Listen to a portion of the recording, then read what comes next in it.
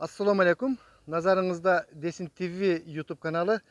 Dostlar, bugün biz Jalalabad şаарынын Көгарт микрорайонунда турабыз. Ушул Көгарт жакшы болуп өзгөрүп, жаңы нерселер түшүп калыптыр. Мен сурооңуздар боюнча ушул Көгарттык досторум сурашты эле Россиядагы кандай болуп калыптыр, бир тартып бергилечи деп. Мен өзүмө дагы бул жердеги өзгөрүүлөр аябай жакты. Ошондуктан мына биз азыр Көгарттын конечный жактагы көчөдө турабыз. Биз азыр кайсы жерде турганыбызды ушул көгарттыктар жакшы билет бардыгы. Моундай биякта набайкана бар экен. Мынан 20 сомдон аябай сонун. Могу оң жактагы здание эмне болгон, невродиализ эмне деп сурасам, бул жеке частный клиника экен. Жанагы кант диабетиктер келип ушул жерден үкөл дарыларын ала турган. Ал эми бул болсо мойкалар экен, 20 сомдон салып турат экен аппаратка. Өзүң жууп аласың. 40 сомго мен иним келип машинасын кадимкидей эле өзү жууп алды. Жакшы тиги химиялык средстволордон бери берет экен. Жакшы, негизинен арзан да, 40 сомго жууп. Болбосо 60 сомго дагы 20 сом кошуп койсоң. Бир гана ыңгайсыздыгы ушул 20 сомдук кагаздар болуш керек экен да. Могу здание болсо дагы бул жаңы түшүптүр. Эми жакында берет болуш керек. Колдонууга, эксплуатацияга. Биз азыр ушул автобустардын конечный жака көздөп бара жатабыз, достор. Мына Көгартты сагынгандар үчүн көрүп турасыздар, бул үйлөрдү баягы мурдакы эле Союздун кезинен калган үйлөр. Ал эми могу бет алдыбыздагы болсо Дост курулуш компаниясынын салган үй экен. Астында не дейт? Кариста дейби? Капистабы, не? Капуста экен. Англисчен, латынчаны билбесең да кыйын да. Кариста.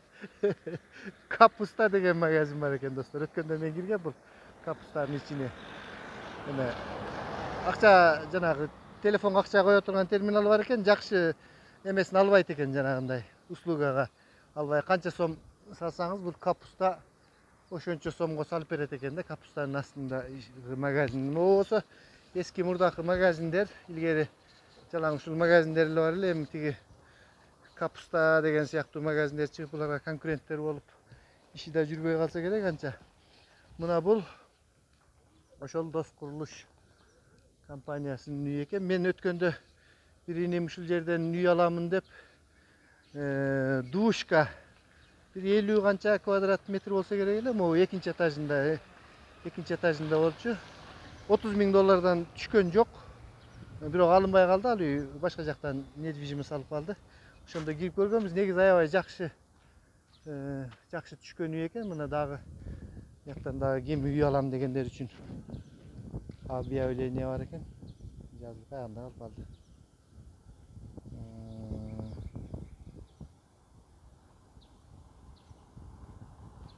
Срочно продается трехкомнатная квартира, 82 квадрат метр дейт. 0550 90 09 02 0554 97 79 77. Ушундай эле номер 0778 менен экен. 82 квадрат метр. 3 комнат. Өткөндө биз көргөн үй 2 комнат болчу, 30дан кемибей койгон. Бул демек где-то бир 30дан кымбатыраак болушу мүмкүн. А балким 30 деле болуп калышы мүмкүн. Себеби тиги биз көргөн үй эме болчу, ичиндеги мебелдери менен, холодильник, кир жуучу машиналары менен болчу. Бул жер, бул үйдүн негизи ушул Чыңгыз Айтматов атындагы үйбү? Мына Чыңгыз Төрөкуловичтин эстелиги бар экен. Тилекке каршы бул эстеликти мындай бир арчып жууп да коюшпаптыр. Бул жеринде болсо сына баштаптыр. Эми албетте бул ушул домоуправление, домкомдордун иши болсо керек. Мындай улуу адамдын айкелинин каралбай калгандыгы бир аз зээндикке итет. Астына бир жазып коюш керек эле, Чыңгыз Айтматов деп. Андай жазуу дагы жок. Бул эмнеге мындай жерге мынтип куруп, анан кийин мынтип кароосуз калтырып коюшкан? Мындай улуу адамдын айкелин менимче туура эмес. Бул жерди жакшылап караш керек, достор. Бул ортодо болсо бул дүкөн калып калыптыр эмнегедир. Мына бул дагы ошол Дос курулуш компаниясынын bir özgöçölөнгөн аждар, дракондорду жасап коюптур. Мына биз азыр Урматтуу көрөрмандар, ушул көк арттын конечныйында турабыз. Бүтүүчү мына ошол сиздер көрүп жүргөн көк арт. Бул жерде таксилер турат, тиягында автобустар.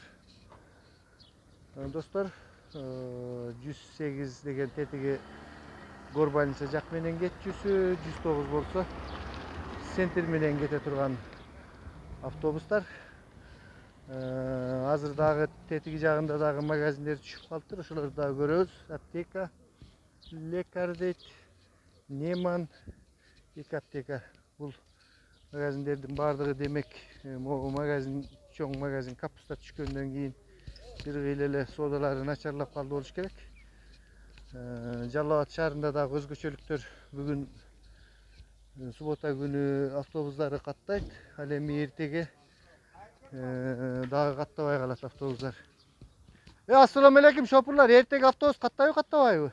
Болду. Каттабайт, эртеге дагы каттабайт экен достор. Ушундай базар күндөрү, воскресенье күндөрү автобустарды чектеп атышат.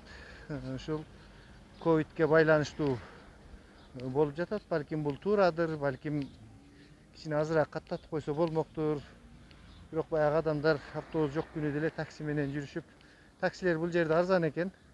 20 сомдон кайсыл жерине барсаң айланып колун көтөрөсүн, ошондой кетип аткан таксиге чыгасың.